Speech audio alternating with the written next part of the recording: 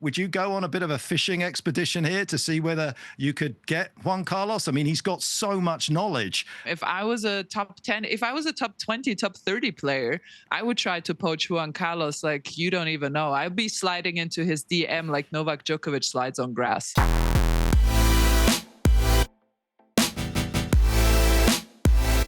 Welcome to the Big T, everybody, the podcast from Tennis Channel.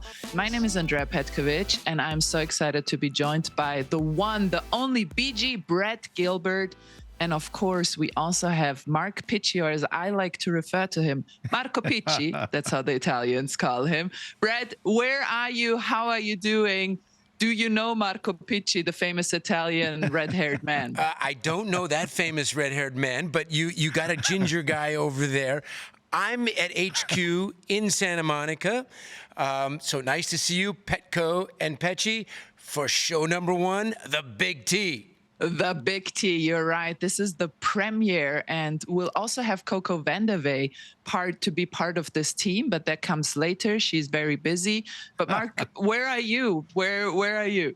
I'm here in Sydney. Yeah, unfortunately, we couldn't get the kind of Harbour Bridge backdrop, but I'm here in Sydney for the United Cup. So we're digging into that at the moment. It's been good fun, a lot of good stories. Hubie Hurkacz has played some great tennis on his return to the tour, which has been fun to see. So you guys are both down under. Yeah.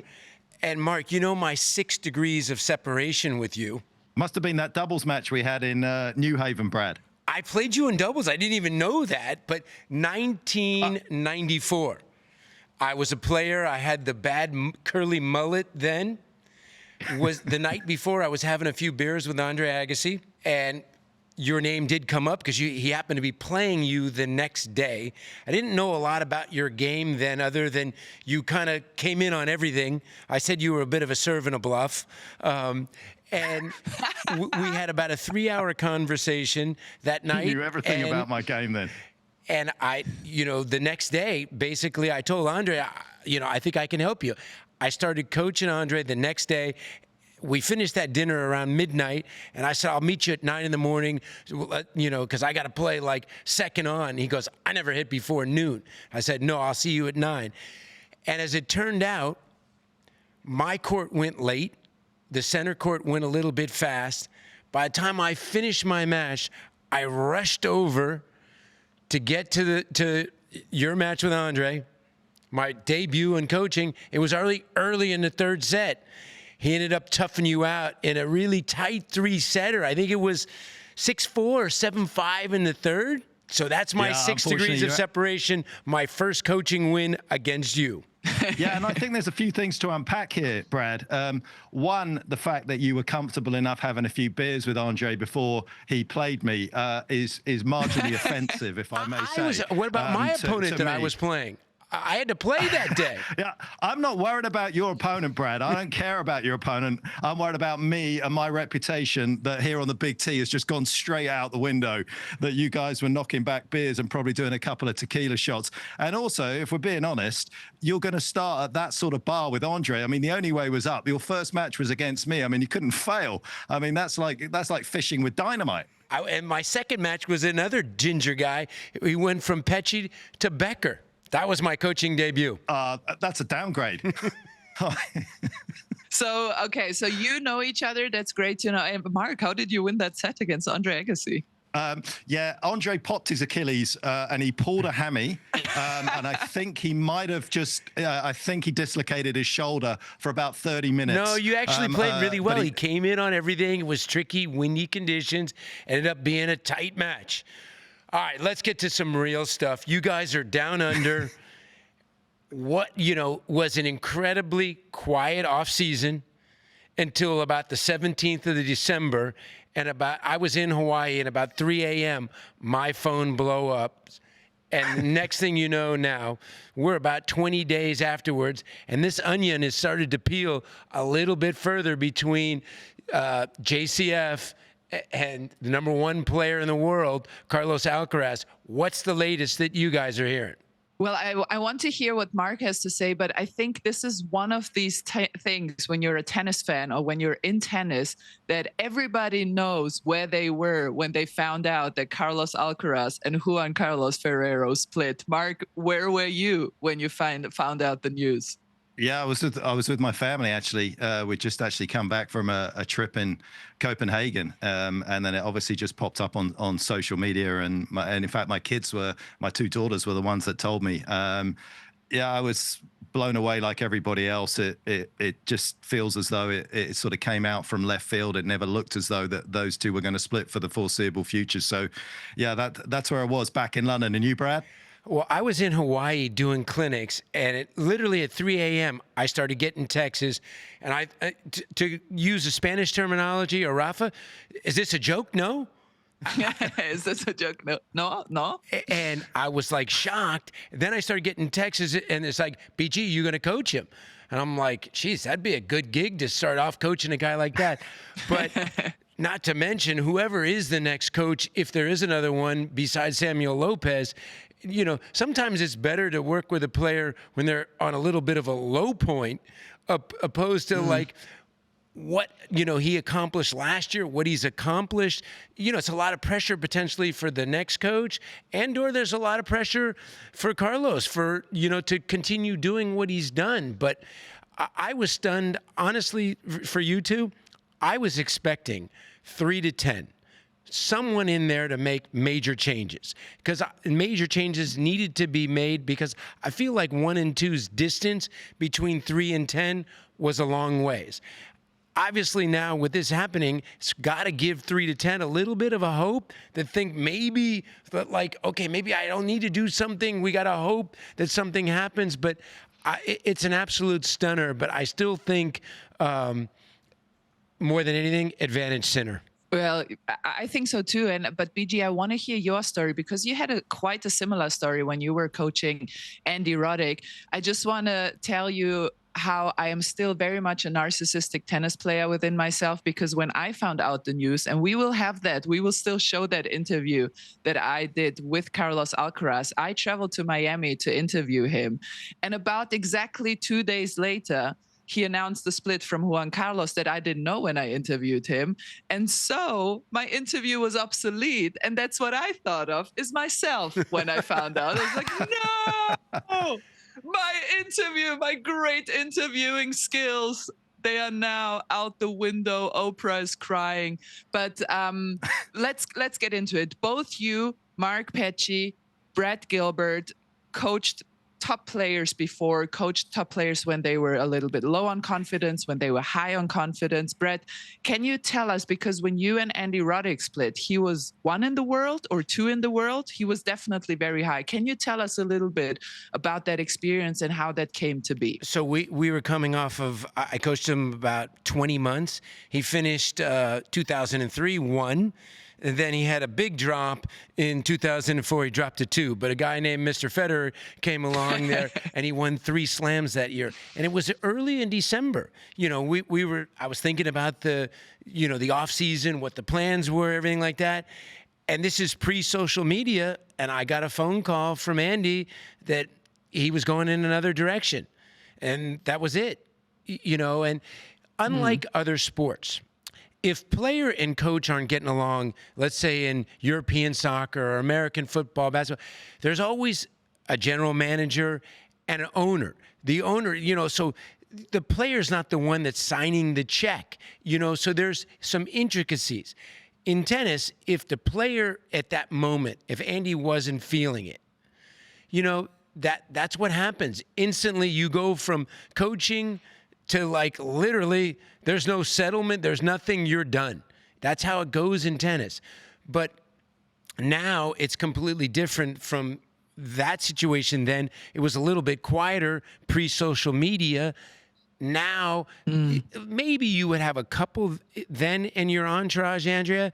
Now it's like, you know, it's a splinter van. It's a, you know, there's big entourages. So there's some more intricacies, and definitely with social media to deal with. And maybe in this situation, it wasn't entirely Carlos's doing. I really felt like then it was Andy, that he decided he wanted to go in another direction. And it wasn't like as complicated maybe as this situation is between the two of them right now. Yeah, I just wanted to jump in and say, obviously, Brad's just picking up on that point from Brad. I think that a lot of fans out there that watch tennis probably don't understand what the contracts look like. I'm going to throw this back to Brad because obviously he's operated at a very high level with world number ones and in terms of what that looks like. But obviously in tennis, you literally have a month's notice and that's it. And that's stock standard. I don't know if Brad's got a different experience, but you take, certainly from my experience in the UK with, soccer managers in the Premiership, you get a cast iron contract. If Man United sign you and you basically, they don't like you after 6 months of a 5-year deal, they have to pay you out that contract every single pound. It was the same recently in F1. There was some huge negotiations with Christian Horner when he left Red Bull Racing. Obviously, they decided to go their separate ways. They end up having huge negotiations. He gets a big chunk. In tennis, it's virtually, that, as I say, it's like 1 month's check, you're done. And that's why I do think that certainly in tennis in particular, that's why you see such a quick spin round of all these coaches with players. And I think if players had to dig in and maybe pay somebody for 6 months or another year when they didn't actually like working with them, it could be hugely beneficial, but it would certainly make them do better due diligence when it comes to hiring a coach. But Brad, if you could just set the table for some of the fans that will be tuning into this podcast and talk a little bit about your experience. You don't have to talk numbers, but your experience. What does it look like in terms of a salary, bonuses? Is it ranking bonuses? Is it tournament bonuses that you would get as a coach? So every level of coach, let's say you're coaching a player ranked 250, 150, 100, every coaching level is different. Some will take more risks. Some want to get money, they want to get money like guaranteed. I never took a salary. I always took a percentage of prize money, ranking bonus for 1, 2, 3 in the world, and bonuses for winning slams. So I always invest in the player. So if a player is hurt, you don't get paid, unless you're getting a weekly salary. So in my situation, if you get the hook, literally, that's it. And maybe you're right, that if a player did have a year contract with a player and he had 9 months left on the deal, they might think about it more. But like I said, unlike team sports, whether or not it's the dad, it's someone in the entourage, it's the player himself, you hope more than anything it's the player himself. If the player himself doesn't think it's working, then there's obviously, you have to make a change, because sometimes you jump in a new coach. It's not that he's the most incredible genius. Sometimes just a new voice at a time can be a huge boost. It's like a new boyfriend or a new girlfriend can give you like that boost of confidence. So, but the one thing about tennis, you just don't get these long-term contracts. And it sounded like with JCF and Carlos, they did have a year contract because it was up at this point. A little odd that they gave him only 2 days to re-sign it. And obviously, it didn't agree on his side, and that was it. But I just feel like if it's between, the player and coach, they had a conversation about it, it's not working, I want to go in another direction, fine. But sometimes now a lot of these splits aren't caused by the player. And then the player has to pick up the pieces when he or she is not happy, like, wow, I kind of was happy with my coach. Things were going okay, and someone else has made the decision for you. I think that is extremely difficult, potentially. Yeah, and the first time I noticed that was actually 2 years ago at the Australian Open here in Melbourne. I'm in Sydney right now, but in Melbourne.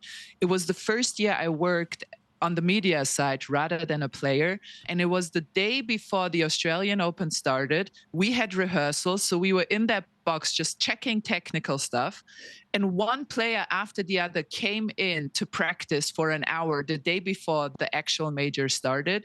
And I was sitting there and thinking to myself, every single player, whether he's ranked 1 in the world or 15 or 35, is coming out with at least 5 people. That was never the case in my time. And I retired 3 years ago. So I haven't played like 20 years ago. This was 3 years ago. And to your point, Brett, I think even the top players, even somebody like Andy Roddick, even like somebody like Roger Federer, they had maximum 3 people with them. Now every single one is traveling with an entourage of 25 people, brothers and sisters and mothers and fathers and physios and nutritionists. And that is great because the prize money has risen in a way that they can afford to have a bigger entourage. But it just complicates things in terms of player-coach relationship, because that is a very close bond. I know from Boris Becker, he has told me so many things about his relationship with Novak, where Novak would call him at 3 a.m. in the morning and telling him, Boris, I was thinking about my forehand elbow when I hit, when I hit approach shots. I think we should work on that. And then Boris has to come up overnight between 3 a.m. and 8 a.m. when the first practice session is. He has to come up with something. And I do think with so many people added to the equation, Mark, I wonder what you think, because you have worked one-on-one mostly with you and the player only, but with so many people added to the equation, it just complicates things to a point where it can become a mess. I'm not saying it will become a mess, but it can become a mess. Listen, it does become much more tricky. When I worked with Andy, it was literally just him and I. I was doing the fitness training as well. There was nobody else because he didn't have the money. Well, He didn't have the money. Yeah, well, I mean, he won every sprint, obviously, and everything else that we did because he was going to. But the reality is we kind of had a physio at odd junctures. When I started with Andy, not only was he living in my house, but he was also, we were sharing rooms to cut costs. So, at that point, it's just you and him. And, and when you look back, it's the most authentic of times. It's, when he won San Jose, I went the next week to Memphis. We were still sharing rooms at that particular stage. I'll tell you the one thing that I've always felt, and I've worked with a few players, it fucking hurts. That's the one thing at the end of it that really stings. You just talked about Boris's situation about 3 a.m.s. I can assure you the one thing that a lot of players won't take into kind of consideration is that you literally are 24/7 thinking about a player. If somebody asks you to work with them, it is the greatest honor and privilege that you get given to try and help them become the best version of themselves on the tennis court, and to a large degree because you spend so much time with them off the court as well. And when you go through this kind of transition and you help them and things get better, when you get to that inflection point, whether it's they want to go in a different direction or there's agents that want to take them in a different direction or whatever it is, it fucking hurts because there is a part of you that goes, wow, was that what I felt as genuine as I thought it was? And all of that effort that you've kind of put in suddenly seems to just go bang, stopped. And I bet you right now, that's the overriding emotion for Juan Carlos Ferrero. In time, he's going to look back and look at the success and go, that's obviously amazing. But there must be a part of him that after everything he's done in the last 10 years for Carlos, success always looks obvious in the rearview mirror, but it wasn't obvious. Most of these players are just hoping to be good players, not necessarily what he's already achieved. He would have gone above and beyond. He's got 3 kids. He's got a family. He sacrificed that time. And then he gets given 2 days, from what we're led to believe, to make a decision of what he probably feels is a surrogate son. And that's fucking painful. I didn't realize that now that going over this story, we have another 6 degrees of separation because after Murray, guess who his next coach was? You, Brad. Me. It was you. And I totally agree with you that when you get fired, the hurt that you feel, and if you never go back to that player, and I've done, Andrea, a couple of times, first tournament, I'm coaching a new player, coach against the player that that's always the case. I've done that. Like when I after being 8 years with Andre, first tournament I'm with Andy Roddick, he plays Andre. When I'm with Murray, plays Roddick. It's amazing how the gods will turn. But I totally agree with you, Petch, that you can know where JCF is when you've had this happen to you, that just you burn now. And then there's so much more access now than before because of social media. And then people are going to want to know what exactly happened. And you have to know exactly what you can and can't say.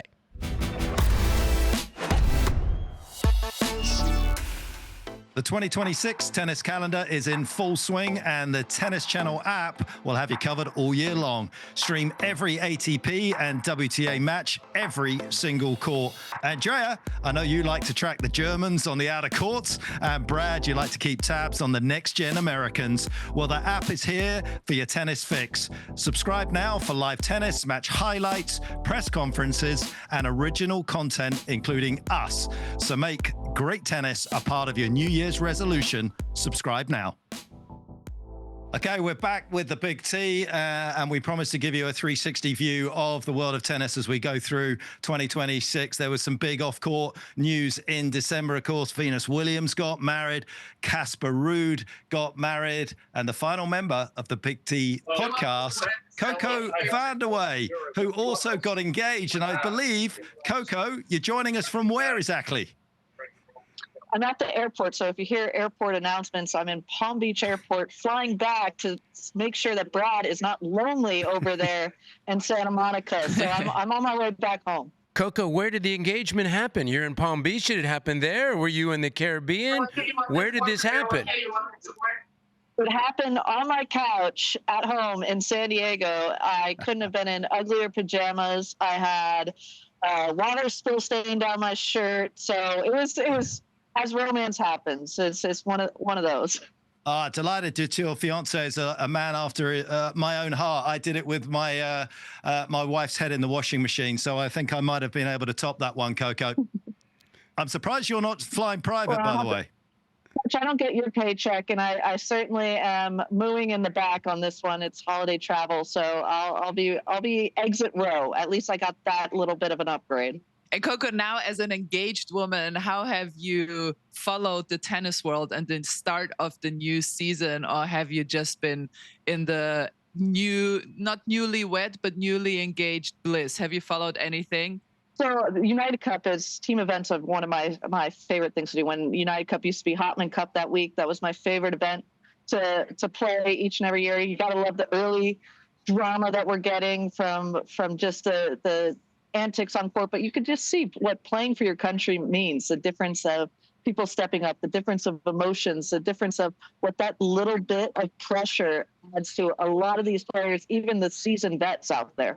Coco, I think that can hear last call for your flight. So we're going to have to say goodbye. Can't wait to spend some time with you on the Big T podcast as we go through 2026. Grab your bags and get yourself back to California. I'll see you next Monday, Coco. We'll be bantering. Have a good trip back home. You guys killed my pre-boarding status that I've earned 20 years of travel, but I'll take the L just for the Big T. You got to be a million miler. You got to get the, early, boarding. Listen, that's like winning the lottery. You don't tell people because then they want to travel with you and get that status. I'm not telling anybody what I am. We'll see you guys. Coco talking about it. Speaking of the United Cup, Andrea, obviously tennis seems to be the best when we've got men and women playing together. We've got the Billie Jean King Cup. We've got the Davis Cup. Is this kind of the best way of showcasing tennis, the United Cup? I think so. Coco just mentioned it. She said it's one of her favorite competitions in the tennis world. And I agree with her. It's so fun. Mark, you and I have been here in Sydney. There is another roster of teams over in Perth that are playing. The US team, for example, is over there. Italians are there. The Team GB, Mark, as you would know, the British people, British people are also gone. Over in Perth. They're out. They are out, but they were there. They were in Perth. But it's just so fun. The mixed doubles is just such an amazing showcase of how tennis is unique in the fact that a man and a woman can play on the same court and be equally beneficial to each other. And what I've noticed, I've called a few of the mixed doubles, and so far we've had similar patterns, whether that was in Team China with Triple Z, Zhang Zhizhen and Zhu Lin winning a crazy champions tiebreak against Team Belgium with Elise Mertens, who is a Grand Slam champion in doubles, who won Wimbledon last year.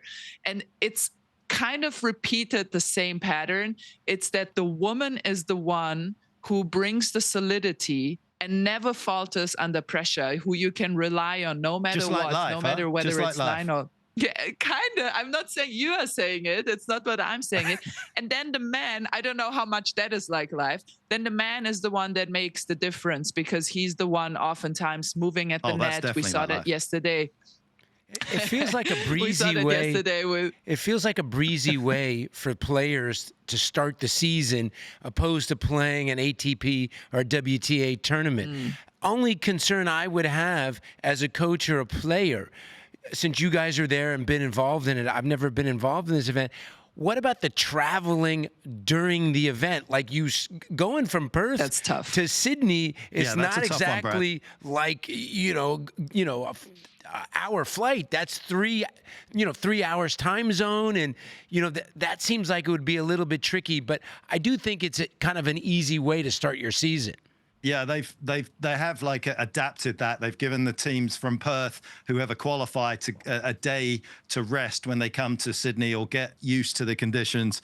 But unquestionably, one of the things about this competition that does sort of favour the teams that are here in Sydney, where Andrea and I are, is the fact that they've got used to the court and everything else that they have. Obviously, you've got a roof here. It's got a fair bit of sort of furniture in the top, so it takes a little bit of getting used to compared to Perth, where it's obviously an open top convertible. So yeah, listen, you've got to spread tennis around here in Australia though, and Western Australia deserves some elite tennis.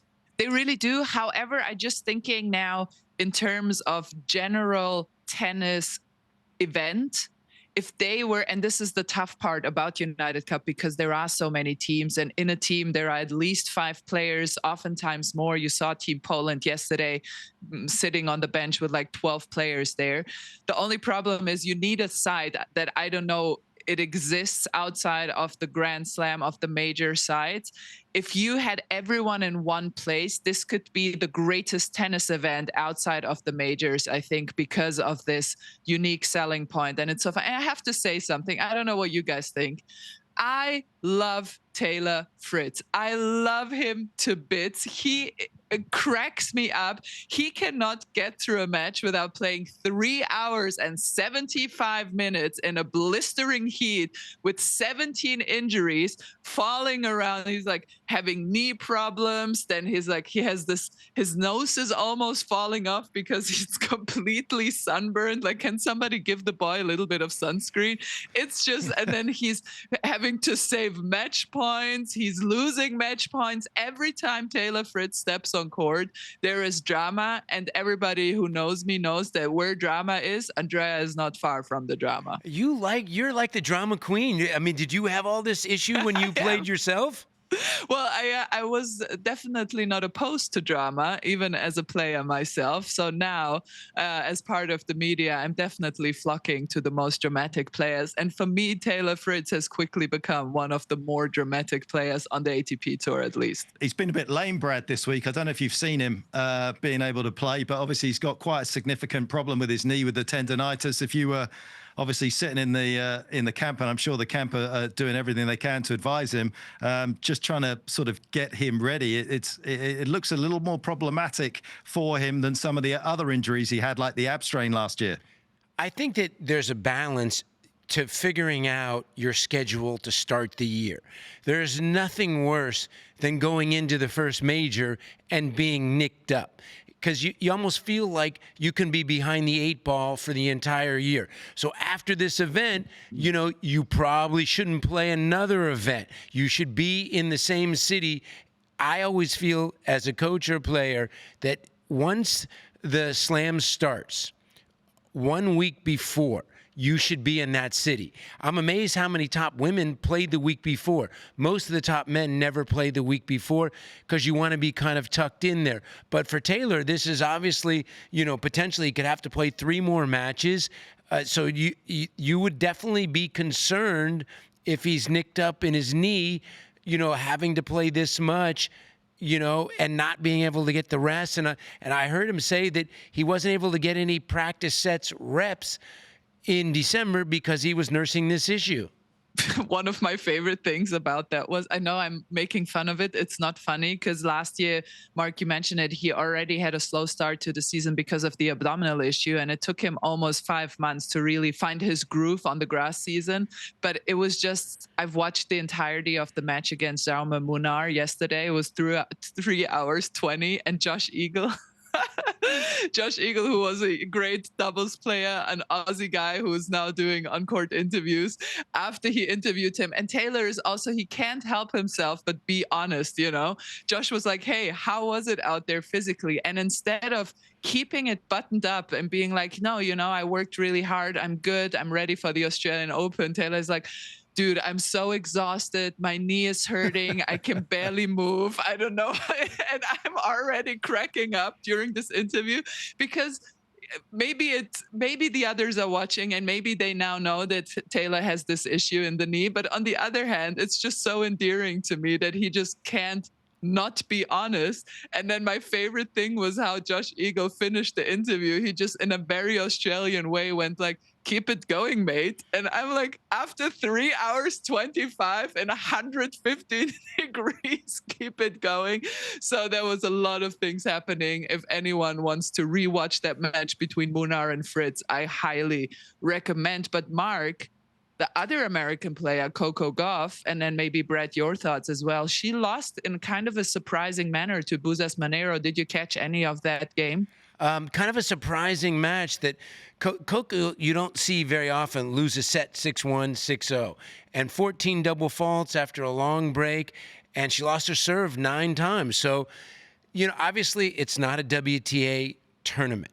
So, you know, the things that you've been working on this whole off season, it's like you got to go back to like trusting whatever the changes that you made, that going forward they're going to work, because that was obviously the reason why they brought in this serve coach, is to alleviate that. And if, you know, you hope that that is going to be fixed. I mean, Brad, that feels like a code red situation in that kind of match, the way that she's played. As you say, this is not obviously the Australian Open. It is pressurized because you're playing for your country. But given the fact that you've just had an off season and then you go out there and then you still have the problems with the serve, that is going to cause, I would imagine, quite a few conversations in the camp last night. Yeah, and especially if you weren't double faulting at all in practice. And then, you know, it's amazing how fragile and things can be. You do it like 30 times in practice and it's working. And then all of a sudden, for some reason, you know, something creeps in, and then all of a sudden what has happened before creep back in. And, you know, I still think Coco's a lot more dangerous, even with the double faults, if she's going big on her serve. Because I feel like then she could win free points.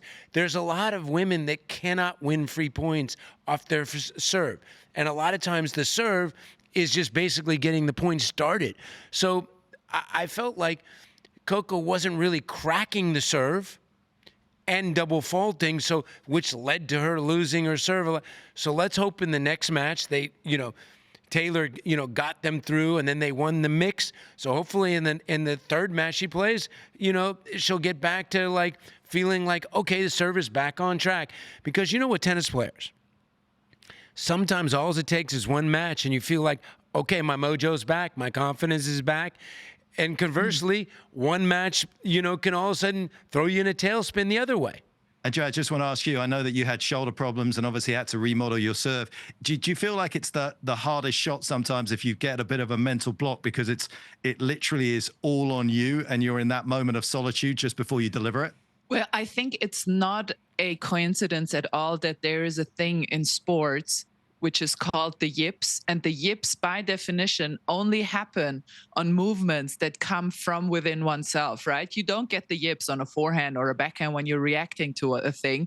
The yips are solely on the serve, or in golf on your swing, obviously. So this is something very psychological. And I'm not saying that Coco has the yips, because to be fair, she played a fantastic first match against Solana Sierra, where she won 6-1, 6-1 and looked like the Grand Slam champion she is. So as Brett says, things can go very fast. But the one thing that would worry me, or that she has to not even worry me, but that she definitely has to work on, Buzas Manero, who has followed her last year, knows that she can crack the ball. She really goes after it, which sometimes is also her downfall because she takes too many risks.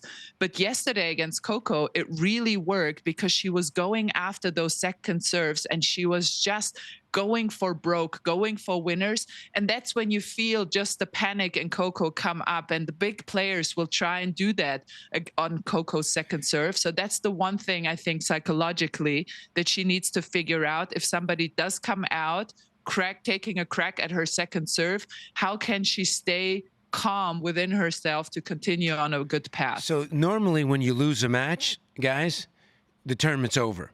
So if you're in Coco's team, you listen, we'll work on practice today, and we got a chance in the next match to work on things. Because normally in the same situation, if she was playing in Brisbane, that tournament's over. You got a whole nother week. So at least she's got another match and a couple more matches potentially to work these things out. And the one thing I do know about Coco, a word that really defines her, she's very resilient. And she has the ability, even with these types of days, to be able to turn things around very quickly. Yeah, most important ingredient for any great sports person is that, isn't it? Resilience and perseverance and aiming for perfection. And we know that Coco has all of those three in abundance, actually. And as you say, this is the perfect competition in terms of being able to get up there, lace them up again, and get out there on the court and get some wins under the belt, which no doubt she will. But USA still winning, despite some of the problems that they've been having. Coming up next on the Big T, Andrea sits down with the world number one, Carlos Alcaraz. This is the Big T Podcast. Welcome back. Certainly looks as though Brad's made himself at home. He obviously knows he doesn't come in on this particular segment because it was Petko that won the lottery, because she got the opportunity to go to Miami, didn't you, Andrea, and sit down with the world number one? Yeah, I did. I went to Miami. I sat down with Carlos Alcaraz. I interviewed him like nobody has ever interviewed anybody in the world. And then he fired Juan Carlos Ferrero 2 days later. But that doesn't matter. We will, of course, still show what kind of footage we got with Carlos Alcaraz. And he was great and jovial like always. Carlos, how was your off-season? You played your last match against Yannick at the ATP finals. You had a little bit of issue with your muscle. How did the days after that match look like? Yeah, after that match, I went to Bologna just to try to play with the Spanish team. Okay, yeah, I tried. I went there. I did some tests how harming looks like. Didn't look like good, so it was a bit disappointing. But right after that, I just came back home. I tried to recover. No Maldives for you? No, not for me. Not for me. Not this year. I've seen so many players going there. One day I was like, I'm trying to see you guys, so I'm gonna move somewhere else. So and then it was really good. Chilling, recovering, much needed. Yeah, much needed. Where do you feel in terms of batteries right now? 100 yet, or you need still a little bit? No, I'm hungry. Nice. I really want to come back and start practicing. My last week off season, my body was asking me to do something. Oh, really? Go to the gym or whatever. So and I went to the gym a few days, like 4 or 5 days, last week. So I tried to make the most of all the time. So I kind of stopped like for more than 3 weeks. You get nervous. Yeah, I get nervous. I had to find something to do. Well, let me ask you about your season. Boris Becker said that 2025 was your best year ever. Would you agree? I mean, I would never disagree with Boris. Would you disagree with Boris? No, not this time. Maybe next time. No, but he's right. I think this season I've been playing a really good tennis, really, really consistent. So it was something that I was really looking for, to doing in a season, to playing a really good tennis in so many tournaments in a row that that I did it this year from the clay season to the end of the season. I think it's been the best season I have ever played. Well, it was amazing to watch, but I have to talk to you about something very important that the Americans in the room won't understand. 2026, the World Cup is on. I know you love soccer, you love football. Spain, give me your analysis of your team. I'm excited. I'm excited, to be honest. I believe Spain can do a really good result. Obviously, there are other nations that are one of the best. Argentina, Netherlands, France, Germany. There are plenty. Last moment, Germany. There are plenty of nations that I'm really worried about. But I believe that Spain are gonna be in the top, and they are gonna do a really good result. I believe in my team. Okay, I'm excited for next year. I'm excited for you. Very last question, just before I let you go prepare. How has it been for you to be a global superstar? This year, really, you and Yannick have transcended the sport. You've become part of the pop culture. Everybody knows you. Do you like being the Bad Bunny of tennis, or how is it everybody watching you at all times? Well, it's you get used to it. To be honest, sometimes I think it's as everything. You really want what you don't have.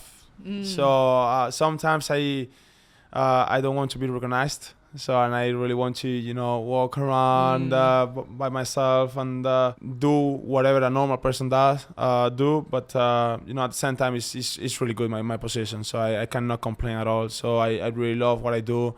I really love when the people stop me and tell me like I'm a really good inspiration for their kids, for themselves, for their lives. So for me, it is an amazing feeling, and we're trying to help tennis, as much as we can. I think with Yannick and me, the matches we have played in the tournaments we have played. I think we engage the people who probably they have never watched tennis before. So for me, that's a really good feeling. So that's what we are trying to do, and I'm just really happy that I've been able to do it. Yeah, you're definitely doing a great job, and we as the tennis world are very proud and very thankful to you. Thank you very much. Let's see. Thank you. Petko, nice interview. I'm a big fan of poker because I think there's a lot of twist in poker, like tennis. Do you think that the split had already happened before that interview? It obviously came out a few days later, but do you think he was, playing a little bit of poker there? The split had already happened.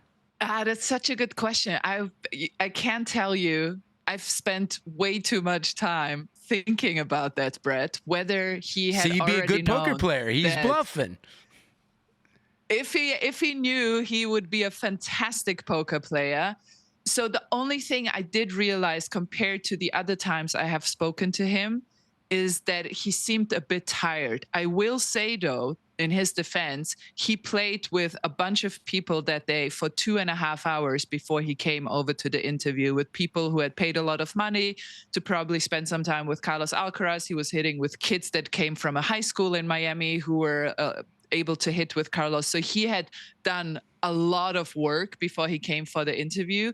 And so I thought he did look a little bit tired. And somebody said, he's going to take a nap now before he goes playing Joao Fonseca in that EXO in Miami. You're getting so old, now, when Andrea. I look back. You're getting so old. The guy's 22. He's just become legally allowed to drink in Miami. And you're putting it down that he's super tired because he's been out there hitting with some kids in a clinic. I reckon there might have been a little South Beach action. Yeah, hey, listen, I'm 2 years away from a midlife crisis, so I'm definitely old. Maybe he was at Miami. The clubs stay open late there. Spanish guys like to stay out a little bit late. Yeah. See, he was tired. Let's just say, let's not speculate on the reasons. He was a little tired. But Brett, your question is so valid. I've been thinking, as I said, way too much about whether he knew in that moment. So yeah, I don't know. I can't tell you. I wish I knew. One day in 20 years, I will ask him when I'm old and decrepit. I would be like, did you know back then when I came to Miami to interview you, did you already know that you were going to split? You're only 3 years away from being old and decrepit, so that won't be too much longer. That's just, you're 2 years away from your midlife crisis. Listen, that is one half of obviously the great tennis rivalry that we have at the moment. It has obviously been just so awesome to watch the way that they've progressed, Yannick and Carlos, in terms of dominating the landscape. You know, they both caught the bouquet after the exit of Roger and Rafa and Andy, and of course Novak still loitering around trying to pick up number 25, but they jumped straight into the lane. We're now the kind of beneficiaries of these two. But again, Brad, a couple of players out there, although they are excelling and winning title after title, very different styles. You've got sort of Carlos here, the great tennis mixologist, out there blending everything. You know, he kills you like Bruce Lee. And then you got Yannick out there just thumping you like Mike Tyson. It's beautiful, the fact that we've got not just two serial winners, but we've got two players out there with very different charisma on the court. If you put Andre and Novak Djokovic in the blender, you come up with Sinner, and yet he's a lot methodical on the court, like a Pete Sampras. He's very unflappable.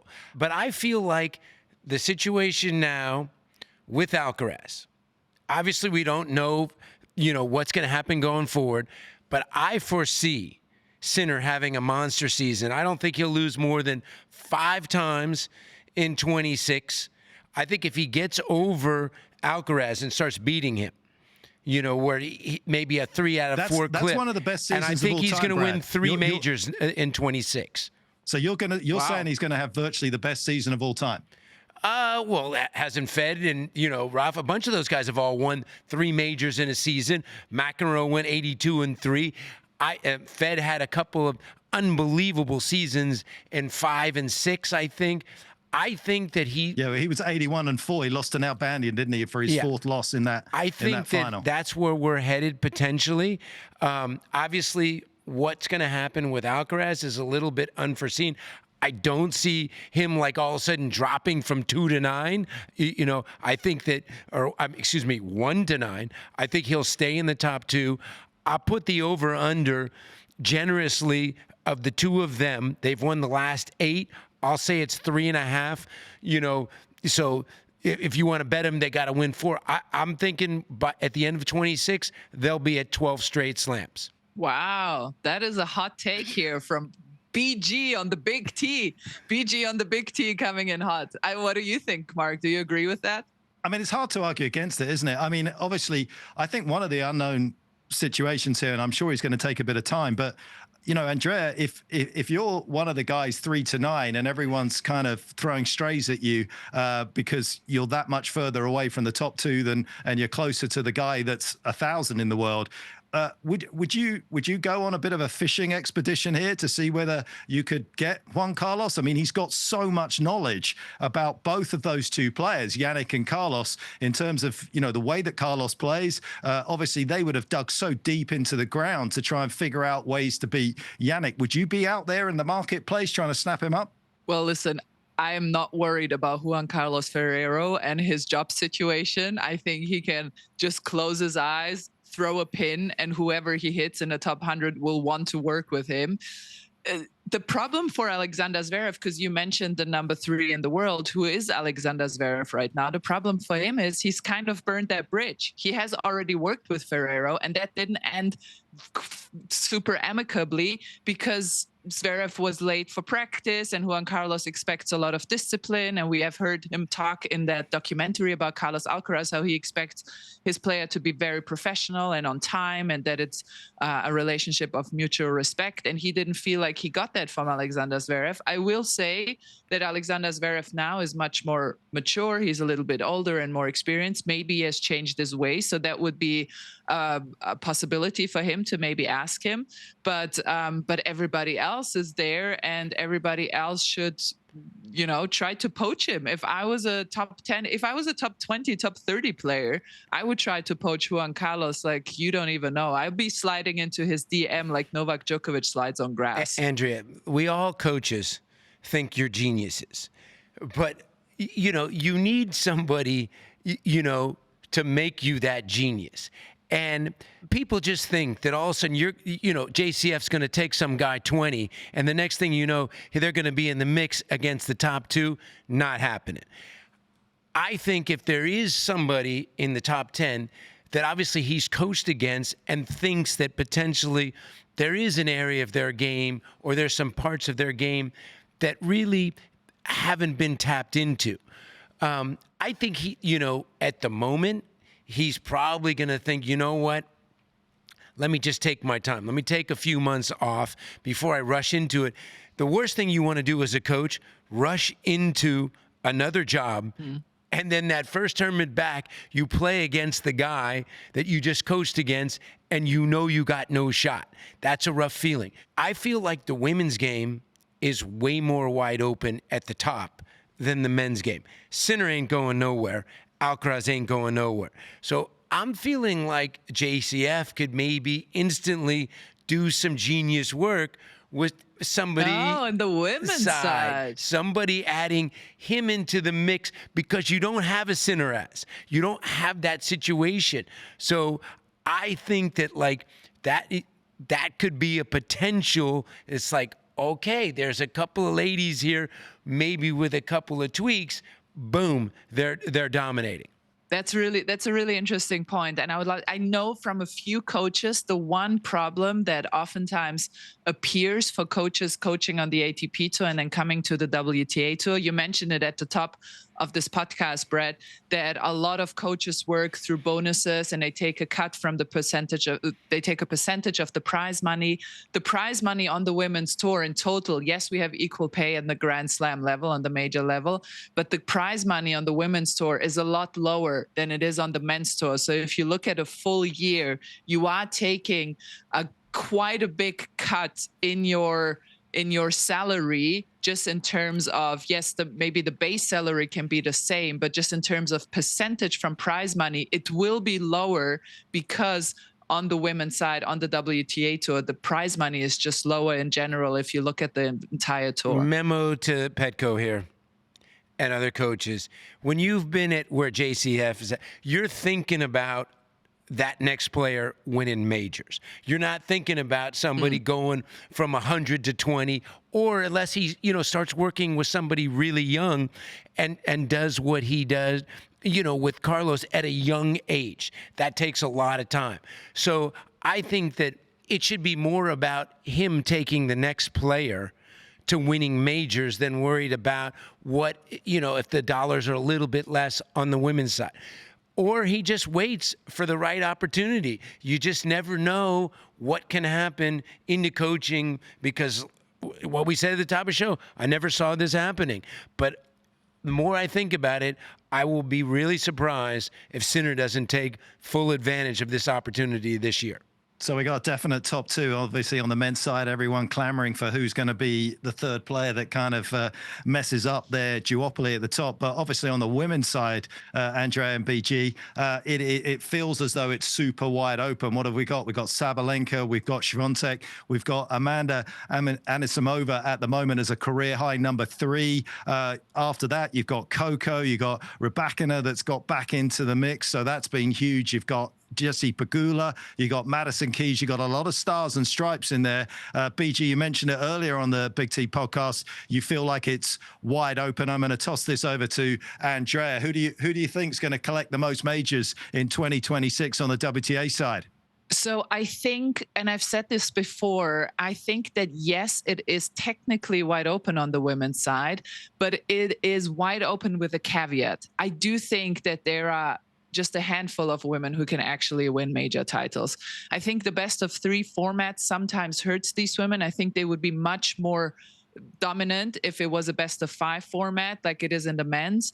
But I will say that there is, if you look back at the semifinals and quarterfinals of the last major tournaments, it was kind of the same names over and over again. You have your Sabalenkas, your Swiateks, you mentioned it, Amanda Anisimova, twice major finalist, runner-up. You have Jess Pegula. You have all these players where the names are repeating, and Rybakina now being back in the mix. I do think that it's wide open, but with a caveat. I do not think that it will be as easy as it was maybe 6, 7, 8 years ago when we had that change of generation, when the Williams sisters were sort of slowing down a little bit, and the new generation, like with Sabalenka and Swiatek, wasn't as dominant as they are now.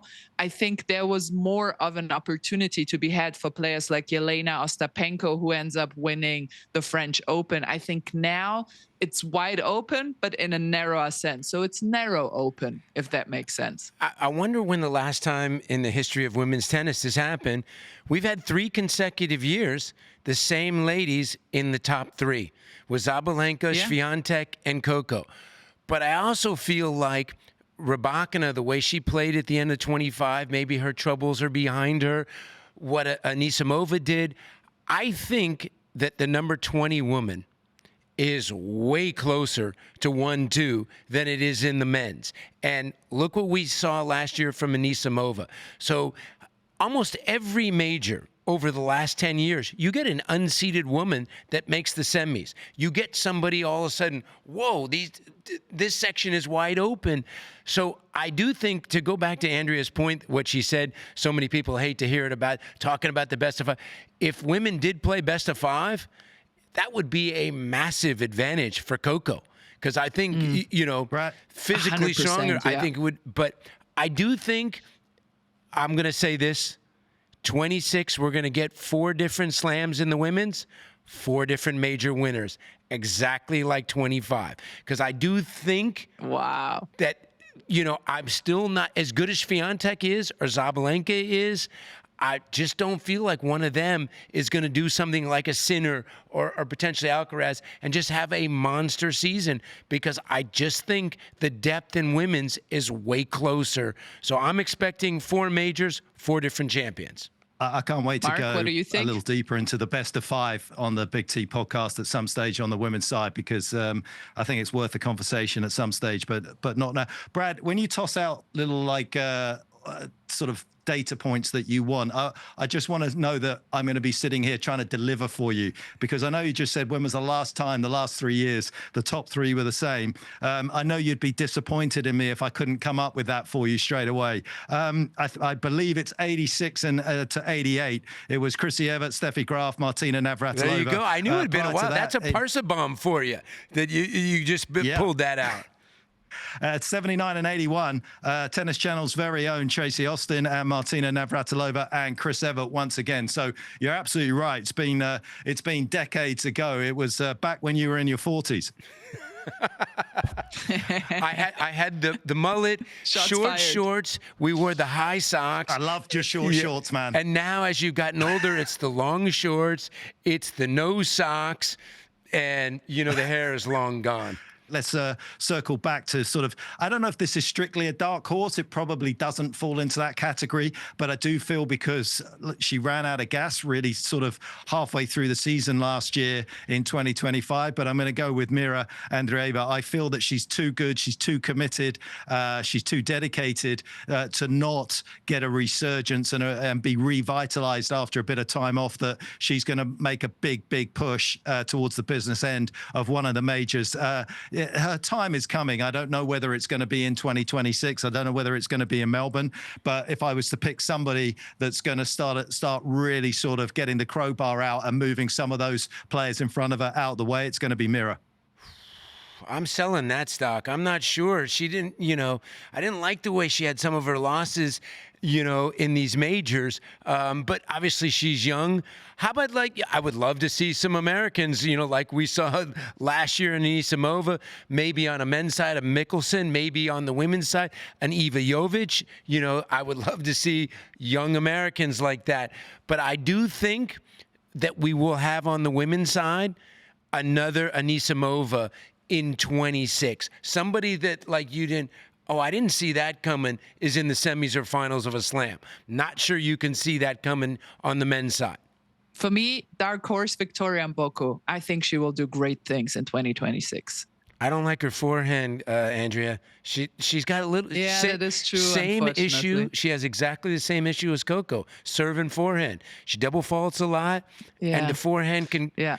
After she won that tournament in Canada, she literally lost first round 6 in a row. And then she won Hong Kong. But the thing is, what you said was so interesting, because the one difference between her and Coco is she goes for broke on her first serve. Yeah. So she's still the ace leader. You know, she has Yeah, like 10 I like aces. And then sometimes she also has 12 double faults, but at least she sort of balances it out with a lot of free points when she does find her rhythm, you know? Like yesterday. I think that's a good point, that Coco should go for that. Like 14 double faults. So she can balance out. If she had 10 aces, but one ace to 14 double faults is woeful. Yes, exactly.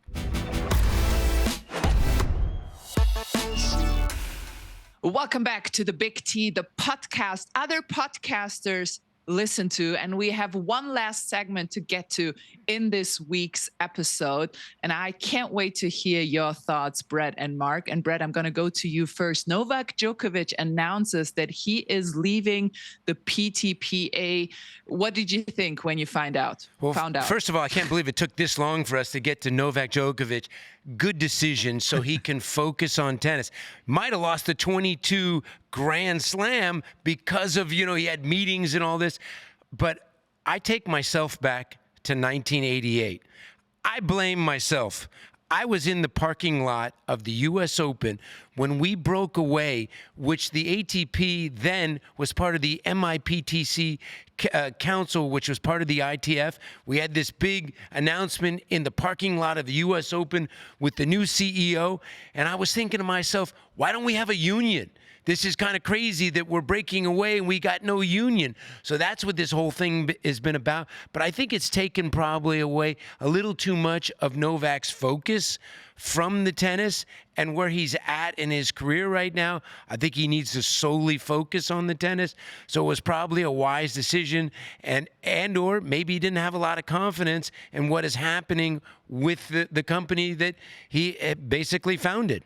Yeah, I mean, I think the initial kind of idea and a lot of the stuff around the PTPA at the beginning felt fairly radioactive to a lot of people in tennis. And I think, unfortunately, really from the first step that they made back in 2020, everyone was a little bit like, what is this about? It felt, and I'm saying this, it felt, I'm not saying it was, a bit of a money grab towards the majors rather than the tour. It didn't feel as though it was a holistic 360 kind of vision for tennis to make the futures, which have not had a bump up in prize money for sort of 20 years, about making everything better for tennis players per se, and more about can we get more money and extract more money from the majors in terms of prize money, which has obviously gone up and continues to go up significantly. And I'm not saying that the majors shouldn't contribute to some of the pension pot, but then you've got to give them a bigger say in terms of how tennis is kind of structured as well. So there has to be give and take. And I think that probably, and again, a lot of what we're talking about today, whether it's Juan Carlos or here with the PTPA, it is a little hypothetical, but it probably got to the stage with Novak at his career, is that suddenly these lawsuits are out there against the four majors, and he's probably just thought, you know what, that wasn't my vision of what I wanted the PTPA to be. I wanted it to be about negotiations. I wanted it to be about longer tables, not higher walls. And we've basically now created this huge division. And I understand from the outside looking in why he's made this decision. Pull the brakes back. Sometimes, you're a kid, you want to sprint down the hill, you get a little older. I think I'll walk down the hill. And I think you're right, Brad. He needs every ounce of energy that he can get if he wants to make a push for that 25th major title, which would be, of course, record shattering. And he has already shattered many records. Let's see. I'm only surprised that the announcement came now, because I had heard at the Miami Open, which was back in March, that he was not so happy with how things were progressing. So, it's mildly surprising, I want to say. Very mildly surprising. I'm just going to pee. I'll be right back. 2 minutes. I'm gonna pee on the Big T, baby.